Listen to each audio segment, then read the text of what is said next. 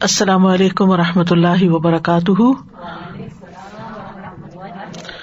نحمده ونصلی علی رسولہ الکریم. اما بعد فاعوذ باللہ من الشیطان الرجیم. بسم اللہ الرحمن الرحیم. رب اشرح لی صدری ویسر لی امری واحلل عقدۃ من لسانی یفقہوا قولی.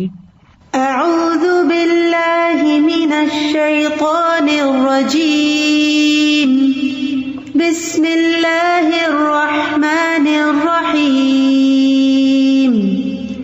الحمد للہ رب العالمین. الرحمن الرحیم. مالک یوم الدین. إياك نعبد وإياك نستعين. اهدنا الصراط المستقيم.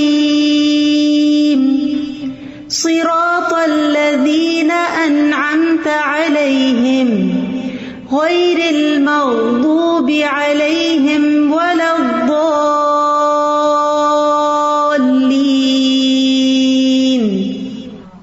الحمدللہ. آج کی ہماری گفتگو کا موضوع ہے کن مبارکن، مبارک بنیے. اللہ سبحانہ وتعالی ہماری اس مجلس میں بھی برکت ڈالے، ہم سب کو برکتیں عطا کرے اور ہم دوسروں کے لیے خیر و بھلائی کا موجب بنے. حقیقت یہ ہے کہ ہم میں سے ہر شخص یہ شوق رکھتا ہے، یہ امید رکھتا ہے، یہ تمنا رکھتا ہے کہ ہم مبارک بنیں، ہم میں برکتیں ہوں، ہمارے گھر والوں میں برکتیں ہوں، ہماری رزق روزی میں برکت ہو، ہماری اولاد میں برکت ہو، ہمارے کام میں برکت ہو. لیکن یہ کس طرح ممکن ہے؟ یہ کیسے ہو سکتا ہے؟ اس کے لیے کیا کیا جائے کہ ہم جہاں کہیں بھی ہوں بابرکت ہوں؟ جیسا کہ اللہ سبحانہ وتعالی نے سورۃ مریم میں مسیح علیہ السلام کے بارے میں کہا، قال انی عبد اللہ آتانی الکتاب وجعلنی نبیا وجعلنی مبارکا اینما کنت واوصانی بالصلاة والزکاة ما دمت حیا. اس نے کہا بے شک میں اللہ کا بندہ ہوں، اس نے مجھے کتاب دی اور مجھے نبی بنایا اور مجھے بابرکت بنایا. جہاں بھی میں ہوں، جہاں بھی ہوں، گھر میں ہوں، گھر کے باہر ہوں، بابرکت ہوں، اور مجھے نماز اور زکوٰۃ کی وصیت کی جب تک میں زندہ رہوں. تو اللہ تعالیٰ ہمیں بھی جہاں بھی ہم ہوں ہمیں بابرکت بنا دے. ہمیں کوشش کرنی چاہیے کہ ہماری ذات، ہماری اپنی ذات کے لیے بابرکت ہو، ہم خود اپنے لیے بابرکت ہو، برکتیں سمیٹنے والے ہوں، اپنے اہل و عیال کے لیے بابرکت بن جائیں، اپنے بہن بھائیوں کے لیے بابرکت بن جائیں، اپنے پڑوسیوں کے لیے اور اپنے دوستوں کے لیے برکت والے بن جائیں، اپنی اولاد کے لیے، اپنے گھر والوں کے لیے بابرکت بن جائیں، تمام مسلمانوں کے لیے بابرکت بن جائیں، اور ہم جہاں بھی جائیں بابرکت ہی ہوں. جس جگہ ٹھہریں، جس جگہ رہائش اختیار کریں، ہم سب لوگوں کے لیے خیر اور بھلائی کا باعث ہوں. اور اس کے لیے ہم اپنے آپ سے سوال کریں کہ ہم جہاں بھی گئے لوگوں نے ہم سے کیا فائدہ اٹھایا، ہم نے دوسروں کو کتنا فائدہ پہنچایا، کیا ہم نے کسی ضرورت مند کی ضرورت کو پورا کیا، کیا ہم نے کسی دکھی کا دکھ بانٹا، کیا ہم نے کسی کو صلہ رحمی پر ابھارا، کیا ہم نے کسی نوجوان کو والدین کی فرمانبرداری اور اطاعت پر قائل کیا، ہماری ذات سے کسی کو کیا فائدہ پہنچا. اگر تو فائدہ پہنچا تو سمجھے آپ مبارک ہیں، آپ کے ذریعے دوسروں تک خیر پہنچی. اور اگر آپ کے ذریعے وہاں شر پھیلا، فتنہ پھیلا، لوگوں کو تکلیف پہنچی، لوگوں کی زندگیوں میں مشکلات آئی، مصیبتیں آئیں، تو گویا آپ مبارک نہیں، آپ نحوست کا باعث ہیں. ہر شخص جب وہ کسی سے ملتا ہے یا کسی مجلس میں جاتا ہے تو وہاں سے یا خیر سمیٹ کے آتا ہے یا پھر اپنی ہی وجہ سے اپنے لیے نحوست کا باعث بنتا ہے. ابو موسیٰ اشعری سے روایت ہے، انہوں نے کہا کہ رسول اللہ صلی اللہ علیہ وسلم نے فرمایا، نیک ساتھی اور برے ساتھی کی مثال کستوری والے اور لوہار کی بھٹی کی سی ہے.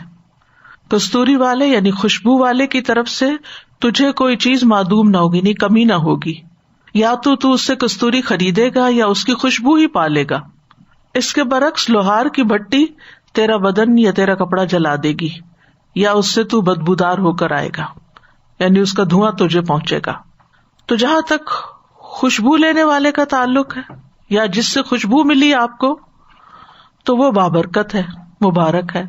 اور جو بھٹی پھونکنے والا ہے تو وہ نحوست والا ہے، یعنی اس سے لوگوں کو دھواں ہی پہنچتا ہے اور اس سے لوگوں کو تکلیف ہی پہنچتی ہے.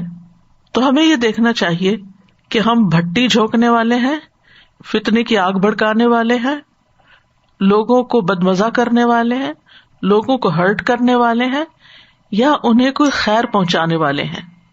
کیونکہ بعض اوقات ہم اپنی باتوں کے ذریعے، ہم اپنے ایکشنز کے ذریعے، ہم اپنے جیسچرز کے ذریعے، ہم اپنی باڈی لینگویج کے ذریعے دوسروں کو تکلیف دے رہے ہوتے ہیں. کبھی ٹانٹ کر کے، کبھی مذاق اڑا کے، کبھی تانا دے کے، کبھی باتیں سنا کے، کبھی کسی طرح، کبھی چلا کے، شاؤٹ کر کے ہم دوسروں کے ساتھ کیا معاملہ کرتے ہیں. جس محفل میں ہم ہوتے ہیں وہاں خوشبو پھیلتی ہے یا وہاں ہماری وجہ سے کوئی فتنہ پھیلتا ہے.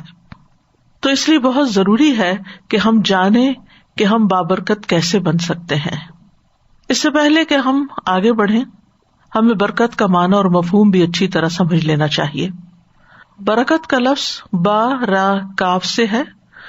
برک البعیر کا معنی ہے اونٹ اپنے گھٹنے رکھ کر بیٹھ گیا، یعنی گھٹنے ٹکا کے بیٹھ گیا. اور عربوں کے ہاں جس گھر میں اونٹ ہوتا تھا یا اونٹنی ہوتی تھی وہاں خیر و بھلائی ہوتی تھی، ان کی زندگی آسان ہو جاتی تھی. تو برکت کا معنی ہوتا ہے کسی چیز میں خیر الہی کا ظاہر ہونا، کسی چیز کے اندر خیر ظاہر ہونا. اور مبارک وہ چیز ہوتی ہے جس میں خیر و برکت پائی جاتی ہے، جس کے اندر خیر ہوتی ہے. مبارک کیا چیز ہے؟ جس کے اندر خیر ہوتی ہے. اور برکت کا لفظی معنی ہوتا ہے بڑھنا اور زیادہ ہونا، بھلائی کا ثابت ہونا اور ہمیشہ قائم رہنا.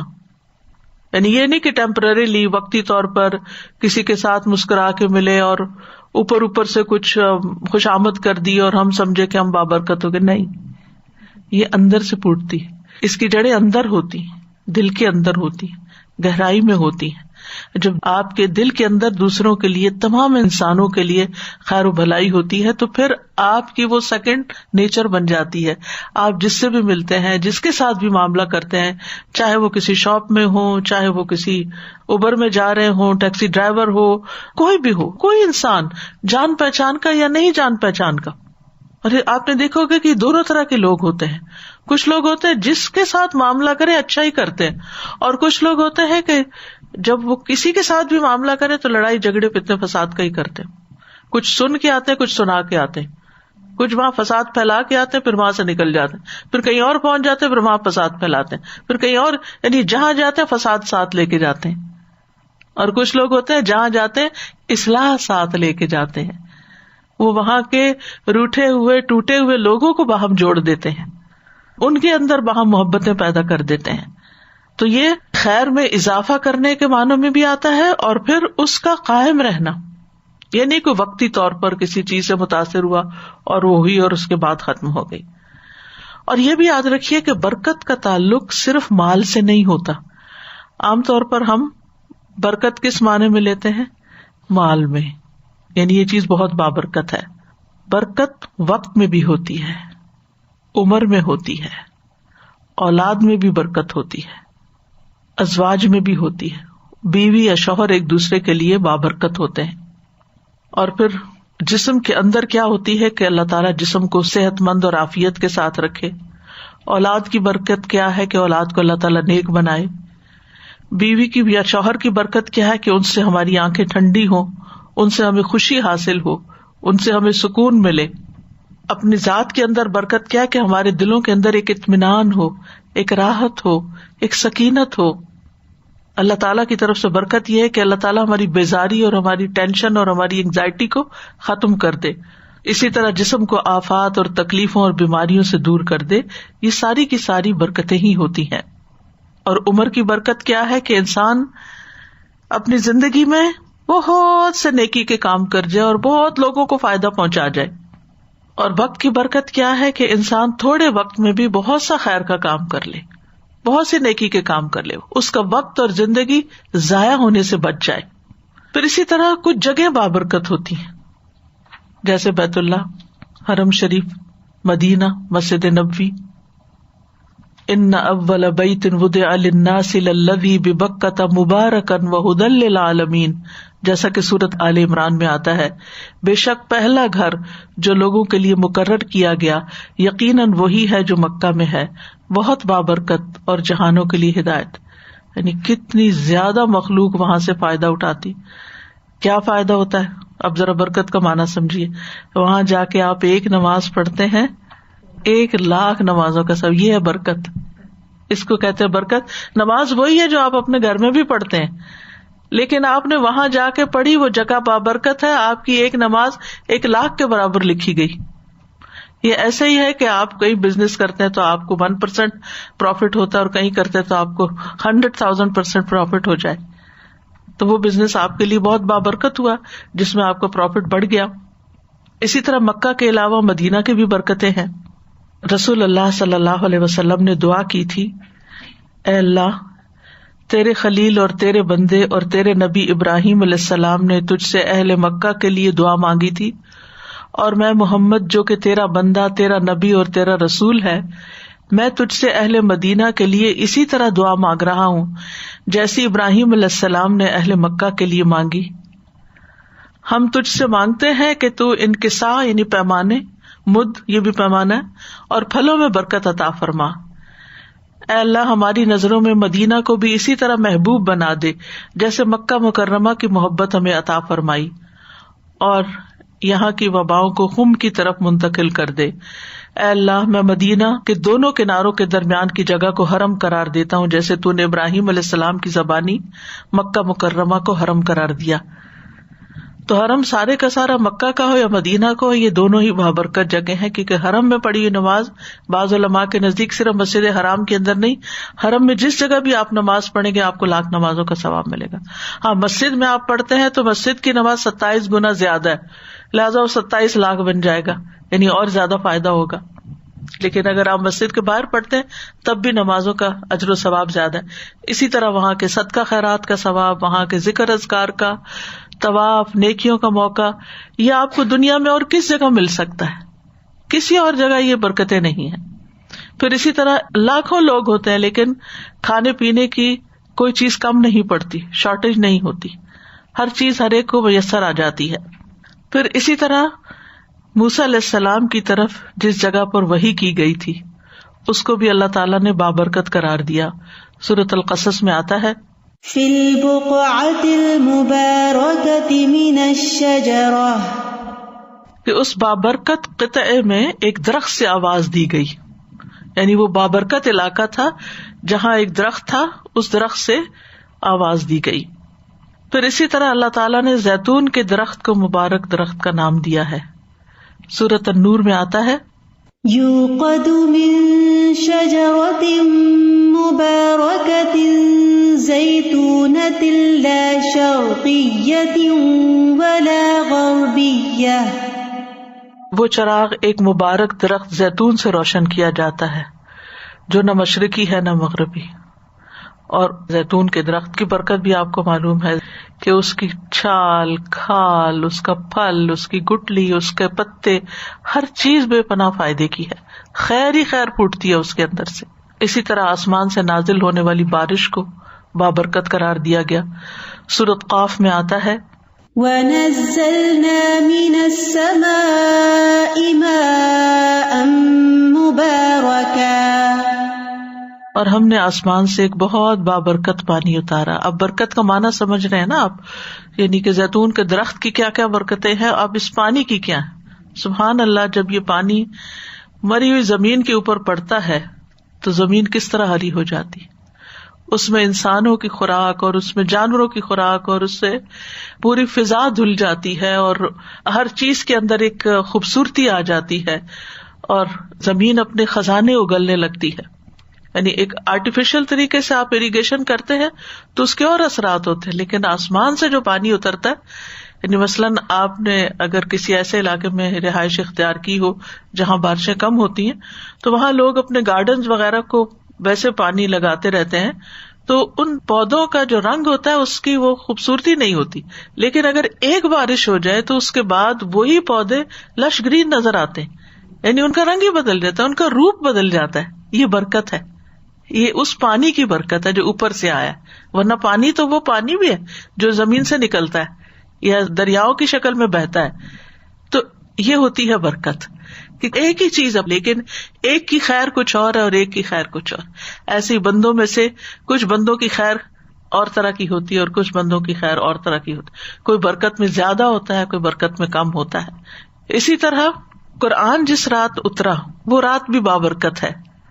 سورۃ الدخان میں اللہ تعالیٰ فرماتے ہیں اِنَّا أَنزَلْنَاهُ فِي لَيْلَةٍ مُبَارَكَةٍ, بے شک ہم نے اسے ایک بہت بڑی برکت والی رات میں اتارا. ایک اور جگہ پر آتا ہے اِنَّا أَنزَلْنَاهُ فِي لَيْلَةِ الْقَدْرِ. لیلۃ القدر کی کیا برکت ہے, سوچئے. وَمَا أَدْرَاكَ مَا لَيْلَةُ الْقَدْرِ لَيْلَةُ الْقَدْرِ خَيْرٌ مِّنْ أَلْفِ شَهْرٍ.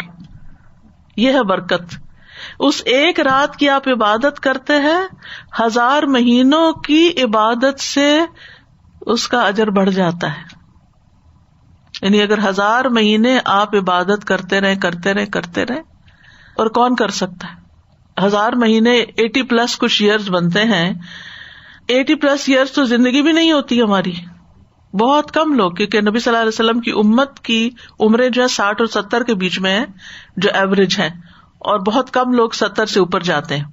تو 80 سے اوپر تو بہت ہی کم, اور اگر جائیں بھی تو اپنا بھی ہوش نہیں رہتا کیا عبادت کرنی, عبادت کس طرح کی ہوگی. لیکن اگر کسی کو وہ ایک رات نصیب ہو جاتی, ایک رات, تو وہ اتنا بڑا اجر کما لیتا, اور جس کو ہر سال وہ نصیب ہو وہ کتنا بڑا خوش قسمت ہوگا. اور قیامت کے دن وہ اعمال نامے میں وہ ہزاروں سالوں کی عبادت. پہلی امتوں کی عمریں لمبی ہوتی تھی, لیکن امت محمد صلی اللہ علیہ وسلم کی عمر کم ہے, لیکن ان کو یہ جو نعمتیں دی گئی ہیں قرآن مجید کی شکل میں, یا یہ رات یا یہ حرم اور یہ مختلف چیزیں, اس کی وجہ سے ان کی تھوڑی عبادت بھی بہت بڑی ہو گئی. اور خوش قسمت ہے وہ جو ان ساری برکتوں سے فیضیاب ہو. پھر بذات خود قرآن مجید ایک بابرکت کتاب ہے. سورۃ الانعام میں اللہ تعالیٰ فرماتے ہیں وَهَذَا كِتَابٌ أَنزَلْنَاهُ مُبَارَكٌ فَاتَّبِعُوهُ وَاتَّقُوا لَعَلَّكُمْ تُرْحَمُونَ. اور یہ ایک کتاب ہے جسے ہم نے نازل کیا, بڑی برکت والی ہے, بس اس کی پیروی کرو اور بچ جاؤ تاکہ تم پہ رحم کیا جائے. تو قرآن برکت والی کتاب, بابرکت ہستی کی طرف سے آیا. تبارک الذی بیدہ الملک, بہت بابرکت ہے وہ جس کے ہاتھ میں ساری کائنات کی بادشاہت ہے, یعنی اللہ سبحانہ وتعالیٰ کی طرف سے. بابرکت فرشتے یعنی جبریل علیہ السلام لے کر آئے, بابرکت رات میں آیا, بابرکت نبی پر آیا, بابرکت امت کے لیے اتارا گیا. امت بابرکت کیوں ہے کہ کم عمر کے باوجود زیادہ نیکیاں کمانے کے مواقع ہیں اس کے پاس. اور قرآن مجید جو ہے ہر اعتبار سے بابرکت ہے. خواہ آپ صرف اس کی ریڈنگ کریں, ہر حرف پر 10 نیکیاں ملتی جائیں گی, اور اگر آپ اس کو سمجھ کر پڑھیں گے تو آپ کا دل روشن ہو جائے گا, ثواب الگ ملے گا, سینہ کھل جائے گا, شرح صدر ہو جائے گا, مختلف قسم کے علوم کی راہیں کھل جائیں گی. یعنی یہ تو الگ پورا ایک موضوع ہے کہ انسان قرآن کی برکتوں پر بات کرے, کیونکہ قرآن سے ظاہری اور مانوی دونوں طرح کی شفا بھی حاصل ہوتی ہے.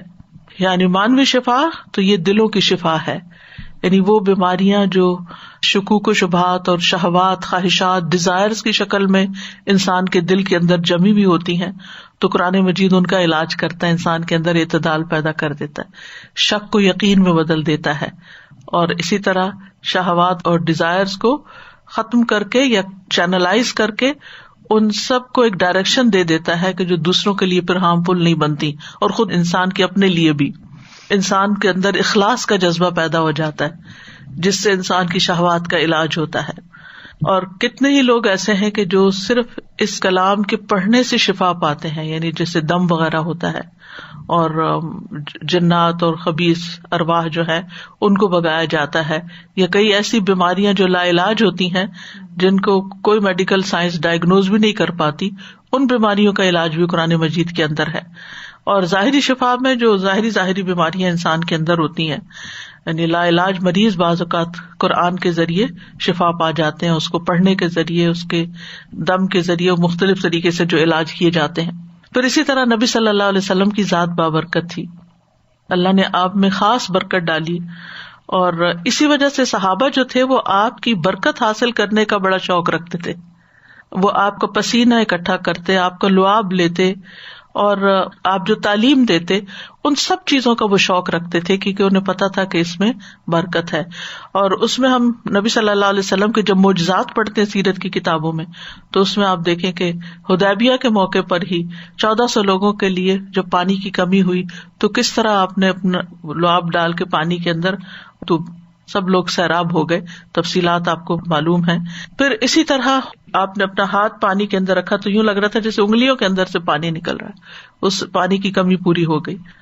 پھر اسی طرح یہ ہے کہ مسلمان بھی جو واقعی مسلمان ہو وہ بابرکت ہوتا ہے, یعنی جس انسان کی نیت اچھی ہو, جس کے اندر تقویٰ ہو, جس کے اندر اخلاص ہو, جو اپنا تزکیہ کرنے کی فکر میں رہتا ہو, جس کے اندر تکبر نہ ہو, غرور نہ ہو, حسد نہ ہو, بری بیماریاں نہ ہو, تو وہ انسان بھی بابرکت ہوتا ہے. عبداللہ بن عمر کہتے ہیں ایک مرتبہ ہم نبی صلی اللہ علیہ وسلم کی خدمت میں موجود تھے, آپ کے پاس کھجور کا گودا لایا گیا.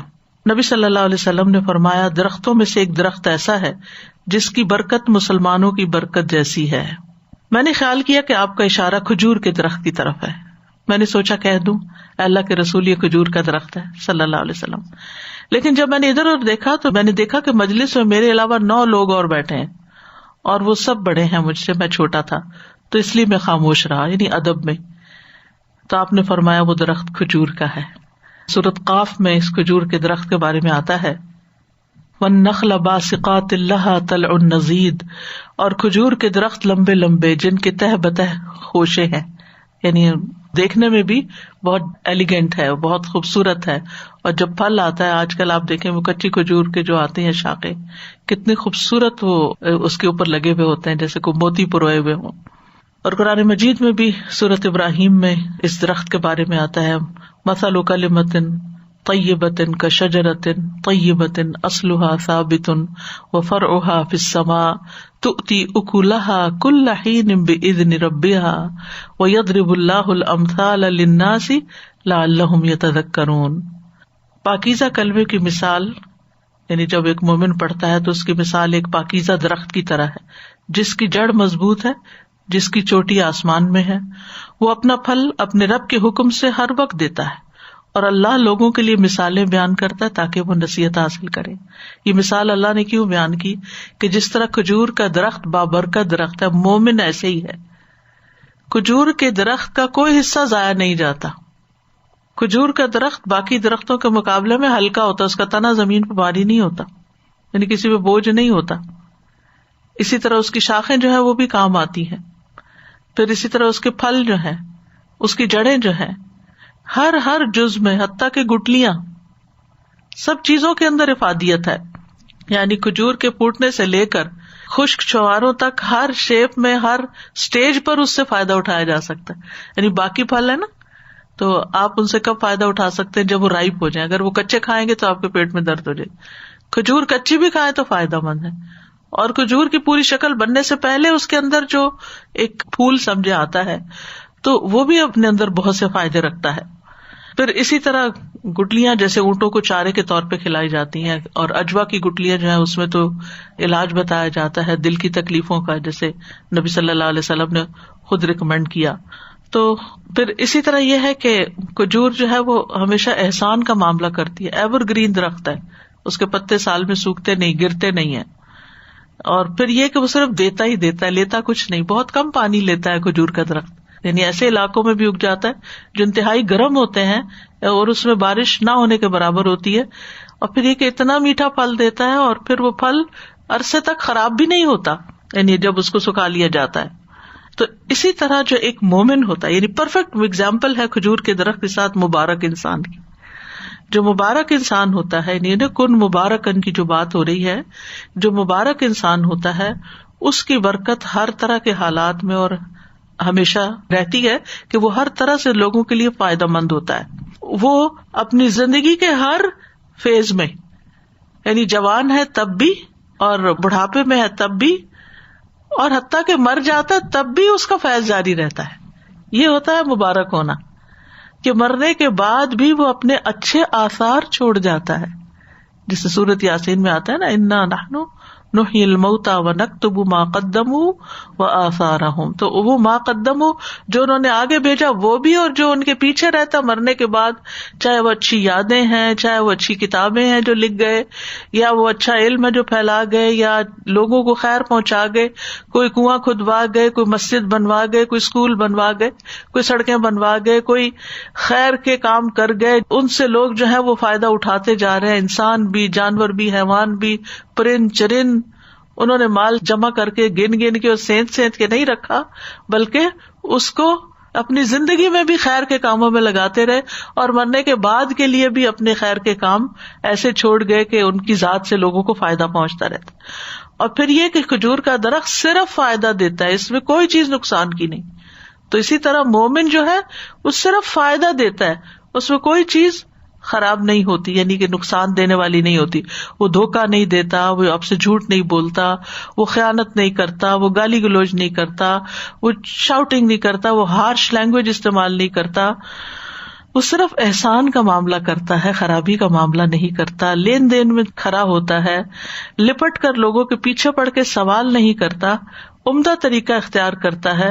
اسی طرح تکلف نہیں کرتا، یعنی کہ وہ اپنے اوپر کوئی خول نہیں چڑھاتا. جو اندر سے ہوتا ہے وہی باہر سے ہوتا ہے، ڈبل سٹینڈرڈ نہیں ہوتے اس کے. لوگوں کی برائیوں سے، برے رویوں سے درگزر کر جاتا ہے، اگنور کر جاتا ہے. آپ دیکھیں بہت سی لڑائی جھگڑے فساد جو ہے نا وہ وہیں ختم ہو جائے اگر آپ اس کو اگنور کریں. مثلا کسی نے آپ کو سخت بات کہہ دی تو اگر آپ جواب نہ دیں تو بات آگے ہی نہیں بڑھے گی، لیکن اگر آپ نے جواب دیا تو پھر تو شروع ہو جائے گا سلسلہ، پتہ نہیں وہ کہاں جا کے ختم ہوگا. پھر اسی طرح یہ ہے کہ جو بابرکت مومن ہوتا ہے وہ اخلاص کے ساتھ کسی کے ساتھ نیکی کرتا ہے، شکریہ کا طالب نہیں ہوتا. وہ اس انتظار میں نہیں ہوتا کہ میں نے اس کے ساتھ بھلائی کی، ابھی میرا شکریہ کب بولیں گے. وہ تعریف کا منتظر نہیں ہوتا کہ لوگ میری تعریف کریں تو میں چلوں، دھکا سٹارٹ نہیں ہوتا کہ کوئی مجھے پمپ کرے تو پھر میں آگے بڑھوں، اور اگر کسی نے میری تعریف نہیں کی تو اس کے بعد اب میں کوئی خیر کا کام کرنے والا نہیں. پھر اسی طرح یہ ہے کہ کھجور کا درخت ہوتا ہے نا، اسٹریٹ سیدھا ہوتا ہے، مستقیم. تو جو بابرکت مومن ہوتا ہے وہ بھی اسی طرح ہوتا ہے، اسٹریٹ فارورڈ بھی ہوتا ہے، اور پھر استقامت بھی ہوتی ہے اس کے اندر قوت اور مضبوطی ہوتی ہے. ہوائیں اور چکر طوفان اس کو گرا نہیں پاتے، آندھیاں اس کو نقصان نہیں دیتی. کئی درخت ہوتے ہیں ویسے بہت بڑے ہوتے ہیں، خوبصورت ہوتے ہیں، لیکن آندھیاں برداشت نہیں کر سکتے، گر جاتے ہیں. پھر اسی طرح ایک مومن جو ہوتا ہے وہ اپنے دین میں طاقتور ہوتا ہے، مضبوط ہوتا ہے، جمع ہوا ہوتا ہے. آزمائشیں آتی ہیں، مشکلات آتی ہیں، لیکن وہ اپنا دین نہیں چھوڑتا، وہ اپنے دین میں پختہ رہتا ہے، تکالیف میں صبر کرتا ہے، اچھے حالات میں شکر ادا کرتا ہے، خود ہدایت یافتہ ہوتا ہے، دوسروں کو ہدایت کی طرف بلاتا ہے. پھر اسی طرح یہ ہے کہ کھجور کے درخت کو اگر کاٹ بھی دیا جائے تو بھی اس کے کئی استعمال ہوتے ہیں. اسی طرح مومن جب فوت بھی ہو جاتا ہے، دنیا سے چلا بھی جاتا ہے، اور اگر دنیا میں بھی اس کو لوگ اپنے سے کاٹ کے الگ کر دیں، اللہ تعالیٰ سب کو محفوظ رکھے، کئی لوگوں کو بے گناہ جیل میں بھیج دیا جاتا ہے یا کہیں بھی، تو وہ وہاں بھی خیر پہنچاتے ہیں. ایک شخص نے کسی مجلس میں کہا کہ اللہ عمر بن عبدالعزیز کو بخش دے اور حجاج بن یوسف پر رحم کرے. انہوں نے کہا کہ تم نے یہ کہا کہ عمر بن عبدالعزیز وہ تو اتنے خلیفہ راشد تھے اور حجاج بن یوسف تو بڑا ظالم تھا، تو تم ایک کو کس طرح کی دعا دے رہے اور ایک کو کس طرح؟ تو کہنے لگے کہ ہم فلاں جزیرے کے رہنے والے لوگ ہیں. عمر بن عبدالعزیز جو تھے وہ ہمارے پاس اشقیاء کو بھیج دیتے تھے، یعنی جو شریر لوگ ہوتے تھے، بدبخت لوگ ہوتے تھے، ان کو اس جزیرے میں ایگزائل کر دیتے، وہ وہاں پر آ کر پھر چوریاں کرتے، ڈاکے ڈالتے. ہمارے لیے بڑی مشکلات اس نے کھڑی کر دی. تو اس لیے ہم کہتے ہیں کہ اللہ عمر بن عبدالعزیز کو بخش دے. اور حجاج بن یوسف نے نیک لوگوں کو سزا دینے کے لیے اس جزیرے میں بھیجا، تو فلاں ہمارے پاس آیا اور اس نے اتنا دین سکھایا، خیر پھیلائی کہ ہم سب دین سے مستفید ہو گئے. تو اس لیے اس نے بظاہر تو ایک طرح سے وہ اچھا کام نہیں کیا، لیکن ہمارے حق میں وہ بڑا بہتر ہو گیا. تو ایسا ہوتا ہے کہ مومن جو ہوتا ہے نا، وہ جہاں بھی جاتا ہے، جس بھی ماحول میں ہوتا ہے، جس بھی مجلس میں ہوتا ہے، یہ نہیں کہ وہ کچھ لوگوں کے سامنے اچھا ہوتا ہے اور اگر وہ لوگ نہ ہوں تو پیچھے غیبتیں بھی کرتا ہے اور چگلیاں بھی کرتا ہے. یعنی کچھ لوگوں کا یہ ہوتا ہے نا کہ اگر اچھی محفل میں ہے تو وہاں چپ رہیں گے، ذرا شرافت سے کام لیں گے، لیکن جو ہی وہاں سے نکلے تو سارا خول ادھر ہی اتار کے پھینک دیا اور پھر وہ شروع ہو جاتے ہیں کسی کی برائی کرنے، کسی کے اوپر نقص نکالنے، کسی کا مذاق اڑانے. شر ان کا جو اندر ہوتا ہے نا وہ باہر نکل آتا ہے. تو یہ نہیں ہونا چاہیے. تو اس میں یہ ہے کہ جو مومن ہوتا ہے نا، وہ جہاں بھی جاتا ہے، مبارک شخص وہ ہوتا ہے جو جہاں جاتا ہے خیر لے کے جاتا ہے. وہ وہاں کسی نہ کسی کو کوئی نہ کوئی فائدہ پہنچا کے آتا ہے. کسی کو تسلی دے گا، کسی کا کوئی کام کر دے گا، کسی کی کوئی خدمت کر دے گا، کسی کو کوئی اچھی بات بتا دے گا. یعنی وہ فارغ بیٹھنے والا، ہاتھ پہ ہاتھ دھر کے بیٹھنے والا، صرف خدمت لینے والا نہیں ہوتا، بلکہ وہ لوگوں کو خیر کی بات بتا کر کسی اچھے کام پہ لگانے والا بھی ہوتا ہے. اس میں ضروری نہیں ہوتا کہ آپ صرف ایک معلم ہی ہو، ایک ٹیچر ہو یا ایک عالم ہو تو تبھی مبارک ہوں گے کہ آپ دوسروں کو تعلیم دے کے کریں گے. جو اسکل اللہ نے آپ کو دی ہے، مثلاً آپ اچھا کھانا پکانا جانتی ہیں، آپ بچوں کی تربیت کی ماہر ہیں، آپ لوگوں کی کاؤنسلنگ اچھی کر سکتی، یعنی اپنے آپ کو پہچانیے کہ کون سا ہنر ہے میرے پاس اور میں کسی بھی مجلس میں بیٹھ کر لوگوں کے ساتھ کیا شیئر کر رہی ہوں. کیا غیبتیں شیئر کر رہی ہوں یا زندگی گزارنے کے اچھے طریقے شیئر کر رہی ہوں.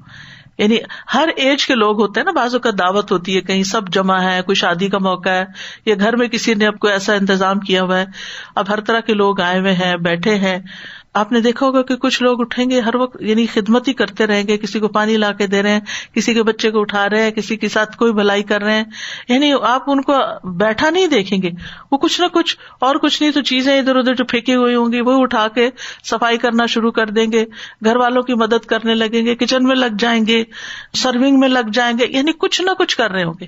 اچھا، کچھ ایسے بزرگ ہوتے ہیں کہ جو یہ سارے کام نہیں کر سکتے، تو ان کی خیر کیا ہو سکتی ہے کہ وہ جس کے ساتھ بیٹھے ہوں گے اس کو کوئی اچھی خیر کی بات بتا رہے ہوں گے. تو ہر شخص اپنے اپنے اعتبار سے وہ یعنی کہ زندگی کے کس سٹیج پر ہے، علم کے کس مرتبے پر ہے، جسمانی قوت کی کس سٹیج پر ہے، اور وہ دوسروں کو کیا دے رہا ہے، کیا فائدہ پہنچا رہا ہے. تو اس لیے مبارک بنیے، یعنی خیر پہنچائیے. یعنی کسی مسلمان میں برکت ہونے سے مراد اس سے خیر کثیر کا حاصل ہونا ہے. مبارک بنیے یعنی دوسروں کو خیر پہنچانے والے بنیے، دوسروں کا فائدہ کرنے والے بنیے. ام المومنین حضرت جویریہ کی شادی جب رسول اللہ صلی اللہ علیہ وسلم سے ہوئی تو ان کی اس بنا پر کہ نبی صلی اللہ علیہ وسلم نے ان سے شادی کر لی اور انہوں نے کہا کہ اب جو ان کا قبیلہ ہے وہ نبی صلی اللہ علیہ وسلم کے سسرال بن گئے ہیں، لہذا انہوں نے جو لوگ پکڑے ہوئے تھے غزوہ بنو المصطلق وہ سب آزاد کر دیے. تو اس لیے کسی نے کہا اس سے عظیم برکت والی عورت میرے علم میں نہیں کہ جس کی وجہ سے اس کے قبیلے کے لوگوں کو اتنا فائدہ پہنچا کہ اتنے لوگوں کو آزادی مل گئی. ہم سوچیں ہماری وجہ سے لوگوں کی زندگیوں میں کیا خیر آئی، کتنے لوگوں کو کسی کو آزادی ملی ہو، کوئی ہم نے قیدی چھڑائے ہوں، کوئی ہم نے لوگوں کے پانی پینے کا انتظام کیا ہو، کسی علاقے کی سرابی کا انتظام کر دیا. ہم نے کیا کیا؟ ہم سے کیا خیر پہنچی لوگوں کو؟ یا ہم صرف ہر وقت اپنا ہی رونا روتے رہتے ہیں؟ کیونکہ کچھ لوگ ہوتے ہیں جو ہر وقت یہی سوچتے رہتے ہیں اچھا اب دوسروں کے لیے اور کیا کریں، اور کیا نیکی کا کام کریں. اور نیکی سے مراد ان کی صرف ذاتی عبادت نہیں ہوتی، وہ نیکی کے کام یہ بھی سمجھتے ہیں کہ اچھا اب اور کس طریقے سے لوگوں کی زندگی میں خیر، خوشی، بھلائی، آرام، راحت لایا جائے. راحت جسمانی بھی ہوتی ہے، راحت قلبی بھی ہوتی ہے، راحت ذہنی بھی ہوتی ہے. جب آپ کسی کو علم دیتے ہیں تو ذہنی راحت پہنچا رہے ہوتے ہیں کیونکہ اس کے مسائل حل ہو رہے ہوتے ہیں، گتھیاں کھل رہی ہوتی ہیں، تو اس کا دماغ روشن ہو رہا ہوتا ہے، تو اس کو خیر پہنچ رہی ہوتی ہے آپ کی طرف سے. اور اسی طرح کچھ راحت قلبی بھی ہوتی ہے جب آپ اللہ کا ذکر کرتے ہیں, اللہ کی کتاب میں سے کچھ پڑھتے پڑھاتے ہیں, تو آپ لوگوں کو قلبی راحت پہنچا رہے ہوتے ہیں, یا ان کی کوئی پریشانی یا مسئلہ سن کے اس کا کوئی حل نکالتے ہیں. اور یہ کام ضروری نہیں کہ گھر سے باہر جا کے کیا جائے, اب تو گھر کے اندر بھی بیٹھ کے آپ واٹس ایپ کے ذریعے, فون کے ذریعے, نیٹ کے ذریعے بہت کچھ کر سکتے ہیں. اور سب سے پہلے تو خود آپ اپنے گھر والوں کے لیے کر سکتے ہیں. مثلاً ایک ینگ لڑکی جس کے چھوٹے چھوٹے بچے ہوں, کہیں نہیں جا سکتی, لیکن آپ نے دیکھا ہوگا کہ گھر میں خود بچے کتنے مسئلے لے کر آتے ہیں. ایک بچہ اسکول سے آتا ہے روتا ہوا, وہ ایک مسئلہ لے کے آتا ہے, آپ اس کا مسئلہ حل کرتے ہیں, ابھی اس سے فارغ نہیں ہوتے تو دوسرا ایک اور مسئلہ اٹھا کے لے آتا ہے, تیسرا وہ وہاں لڑکے آ گیا, چوتھے نے کچھ اور گڑبڑ کر دی, کسی نے کچھ چیز گرا دی, کسی نے کچھ توڑ پھوڑ دیا. اب ان سارے مواقع پر, ان ساری سچویشنز پر آپ تحمل کے ساتھ آپ ان کی درستگی کرے جا رہے ہیں. جو چیز گری اس کو آرام سے اٹھا لیتے ہیں بغیر کچھ بولے, بغیر چلائے. جو ہونا تھا ہو گیا, جو ٹوٹنا تھا ٹوٹ گیا, اب آپ اس کو سمیٹ رہے ہیں. کچھ لوگ ہوتے ہیں وہ مسئلہ حل کرنے کے بجائے اس کو اور بڑھا دیتے ہیں. تو ایک بابرکت عورت جو گھر میں ہوتی ہے وہ گھر میں فتنہ فساد نہیں پھیلاتی, وہ گھر میں چیختی چلاتی نہیں, بلکہ ان سارے معاملات کو آسان طریقے سے حل کرتی ہے کہ وہ گھر ایک جنت کا نمونہ بن جاتا ہے. اور اس کے برعکس ایک دوسرا طریقہ یہ ہوتا ہے کہ بس ناک میں مکھی نہیں بیٹھنے دینی, ذرا سے کوئی بات ہوئی نہیں, آپے سے باہر ہو گئے اور بات کہاں سے کہاں تک پہنچا دی اور فساد ہی فساد پھیلا دیا. اور نتیجہ پھر کیا ہوتا ہے, وہ کوئی ادھر روٹ کے چلا گیا, اس نے کھانا نہیں کھایا, وہ بھوکا سو گیا. کوئی گھر سے جو ذرا بڑے بچے گھر سے باہر نکل گئے, میاں جو ہے وہ آئے تو اور چلانے لگے, اور گھر ایک آفت اور مصیبت کا جہنم خانہ بنا ہوا ہے. تو اس لیے بہت ضروری ہے کہ ہم جہاں بھی ہوں, مختلف سچویشنز میں, وہاں بابرکت بنے, خیر پہنچانے والے بنے.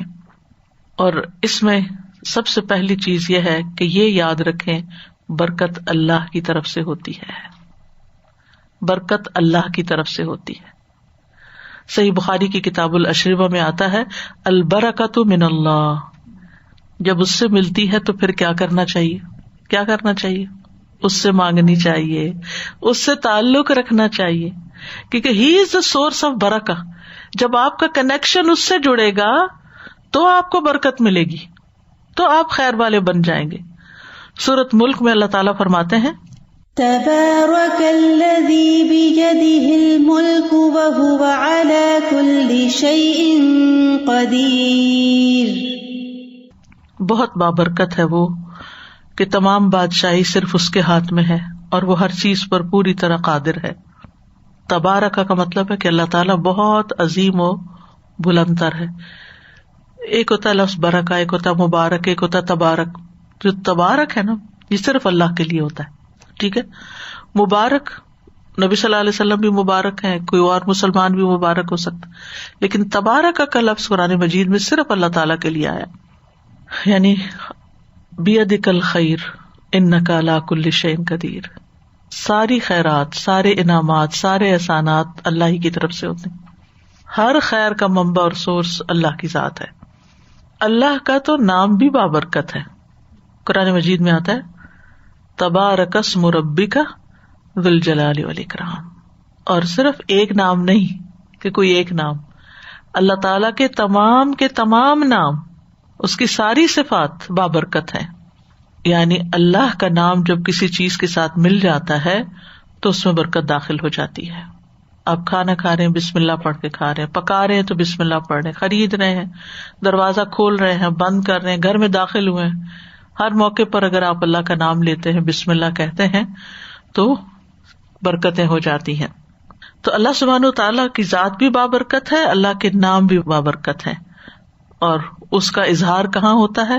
مخلوقات میں, کہ مخلوق پر جتنے بھی احسان ہیں وہ سارے کے سارے اللہ سبحانہ و تعالیٰ کی طرف سے ہیں.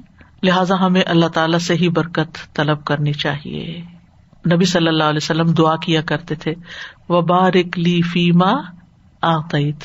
دعائے قنوت میں آتا ہے, وبارک لی فیما آتیت, یعنی لوگوں سے آپ کو برکت نہیں ملے گی.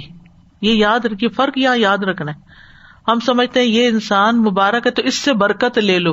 نہیں, انسان مبارک ہے, اس سے خیر ملے گی لیکن برکت اللہ دے گا. یہ یاد رکھیں، کیونکہ اگر یہ کوئی سوچے کہ اس قبر سے برکت حاصل ہو سکتی ہے یا اس انسان سے ہو سکتی ہے تو یہ شرک ہوتا ہے. برکت صرف اللہ سے ملتی ہے، انسان کو اللہ ہی سے طلب کرنا چاہیے. تو جیسے اللہ سبحانہ وتعالیٰ کی ذات بابرکت ہے، اس کی کتاب بابرکت ہے، اس کا رسول بابرکت ہے، اس کا گھر بابرکت ہے، کچھ زمان اور مکان یعنی کچھ اوقات جو ہم ذکر کر چکے ہیں، کچھ مقام جن کو اللہ نے شرف بخشا ہے وہ بابرکت ہیں. تو ہمیں برکت صرف اللہ سے طلب کرنی چاہیے، غیر اللہ سے برکت طلب نہیں کرنی چاہیے، یہ شرک ہو جاتا ہے. اگر ہم یہ سمجھے کہ فلاں شخص برکتیں بانٹتا ہے تو یہ درست نہیں ہوگا. یعنی کسی کے اقوال یا افعال یا اشخاص سے برکت نہیں ہوگی، اللہ ہی برکت کا سبب ہے اور وہی برکت دینے والا ہے. تبارکت ربنا وتعالیت، بڑی برکتوں والا ہے، عظمتوں والا ہے اے ہمارے رب، اور بہت بلند و بالا ہے. پھر اسی طرح یہ ہے کہ ساری خیر اللہ کے ہاتھ میں ہے. سورۃ آل عمران میں اللہ تعالیٰ فرماتے ہیں قُلِ اللَّهُمَّ مَالِكَ الْمُلْكِ تُؤْتِي الْمُلْكَ مَن تَشَاءُ وَتَنزِعُ الْمُلْكَ مِمَّن تَشَاءُ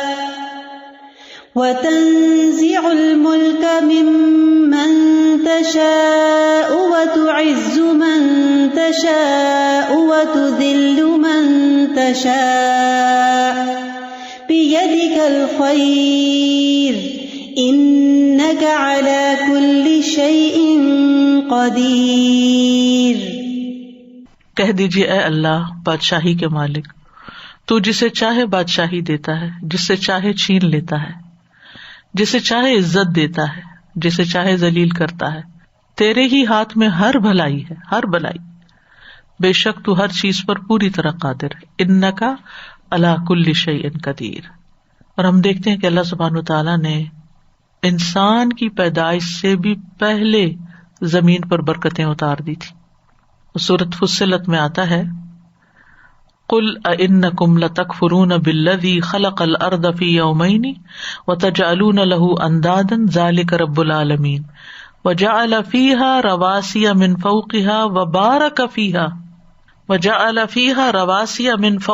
وبارک فیہا وقدر فیہا اقواتها فی 4 ایام سواء للسائلین. اس کا معنی کیا ہے؟ کہہ دیجیے کیا بے شک تم واقعی اس کا انکار کرتے ہو جس نے زمین کو 2 دن میں پیدا کیا اور اس کے لیے شریک ٹھہراتے ہو؟ وہی سب جہانوں کا رب ہے، اور اس نے اس کے اوپر سے گڑے ہوئے پہاڑ بنائے، یعنی اس میں ڈالے، اور اس میں بہت برکت رکھی یعنی زمین کے اندر، اور اس میں غذائیں اندازے کے ساتھ رکھی 4 دن میں. اس حال میں کہ سوال کرنے والوں کے لیے برابر جواب ہے. کیا برکتیں ہیں جو زمین سے نکلتی ہیں؟ کوئی بتائے گا؟ ان گنت. حیرانی ہوتی ہے، ایک درخت آپ 1 سال لگا دیتے، ہر سال وہ پھل دے رہا ہے، کہاں سے اگل رہا ہے، کہاں سے آ رہا ہے، دیے جا رہا. آپ فیکٹری لگاتے ہیں، جو چیز ڈالتے ہیں بس اتنی نکل آئے گی، کیا مجال اس سے 1 پیس بھی زیادہ نکلے. مثلا آپ بسکٹ بنا رہے ہیں گھر پہ، آپ کوئی چیز تو جتنی آپ اوون میں ڈالیں گے اتنا ہی باہر نکلے گا، وہ بڑھ کے نہیں نکلے گا. لیکن زمین کے اندر سے یعنی خیر کا اضافہ، چیز چھوٹی سی ہے لیکن اس کے اندر سے خیر نکلتی آ رہی.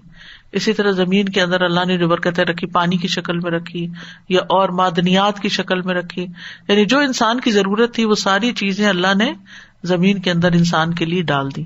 تو یہ ساری خیر جو ہے اس کو بھی بابرکت بنایا. یعنی ایک چھوٹے سے بیج کے اندر سے خیر کثیر. برکت کیا ہوتی ہے؟ خیر کثیر. چھوٹی سی چیز کے اندر سے بہت سا فائدہ نکلا. اور اسی طرح یاد رکھیے کہ ایک برکت حصی ہوتی ہے، ایک مانوی ہوتی ہے. ٹھیک ہے، حصی برکت کیا ہے کہ وہ بظاہر آپ کو نظر آ رہی ہے چیز کہ بہت بڑھ گئی ہے، ٹھیک ہے نا. اور ایک یہ ہے کہ بظاہر آپ کو وہ نظر نہیں آ سکتی لیکن وہ ہوتی ہے. مثلا ایک دن ہوتا ہے آپ کے پاس جس میں آپ کے سارے کام، ٹائم وہی ہوتا ہے، سارے کام پورے ہوتے ہیں، آپ کہتے ہیں سب کچھ پورا ہو گیا. اور ایک دن وہ ہوتا ہے کہ آپ ہار جاتے ہیں. یعنی ایک پرسنل ایکسپیرینس ہے کہ اگر آپ دن کا آغاز جو ہے نا وہ قرآن سے کرتے ہیں نا، اذکار سے کرتے ہیں، تو اس وقت ویسے تو انسان کو یہ ہوتا ہے کہ یہ بھی کام ہے، وہ بھی کام ہے، یہ بھی کرنا ہے، وہ بھی کرنا ہے، تو پورا نہیں پڑے گا، پھر قرآن بعد میں پڑھ لوں گی. نہیں، یعنی آپ تھوڑا پہلے اٹھ جائیں. یعنی اگر آپ کے بچے چھوٹے ہیں، آپ ان کو اسکول بھیجنے والے، ابھی تو شکر ہے وہ بھی مسئلے حل ہے کافی حد تک، لیکن یہ کہ اگر آپ کے کچھ ایسے کام ہے جو اسی وقت آپ کو جلدی کرنے ہیں، تو اس جلدی سے پہلے تھوڑا سا، اور اس ٹائم کو آپ تلاوت اور اذکار میں اگر لگائیں گے تو آپ دیکھیں گے باقی دن میں لازماً برکت ہو جائے گی. ٹائم وہی ہوگا، آپ کے کام پورے ہو جائیں گے.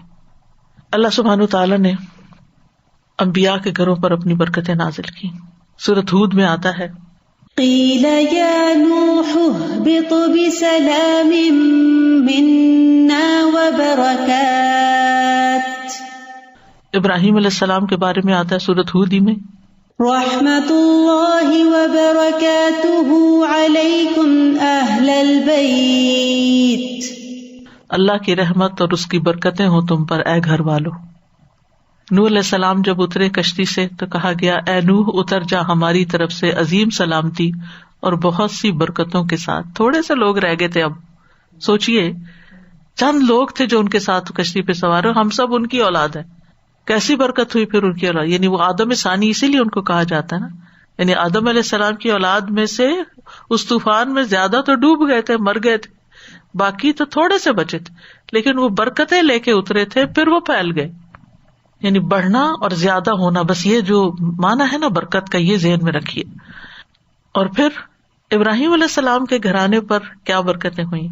آپ کو معلوم ہے نا کہ جتنے بھی انبیاء آئے ہیں ان کے بعد سب ابراہیم علیہ السلام اور حضرت سارہ کی اولاد میں سے ہیں. ابراہیم علیہ السلام کی اولاد میں سے اسماعیل بھی ہیں، لیکن پھر دوسری طرف حضرت سارہ، ان سے حضرت اسحاق اور پھر یعقوب اور پھر ان کے بیٹے اور پھر آگے. حالانکہ ان کو الحمدللہ الذی وہب لی علی الکبر اسماعیل و اسحاق، کہ بڑھاپے میں اللہ نے ان کو اولاد دی تھی، اور اس اولاد سے پھر آگے اتنی خیر نکلی.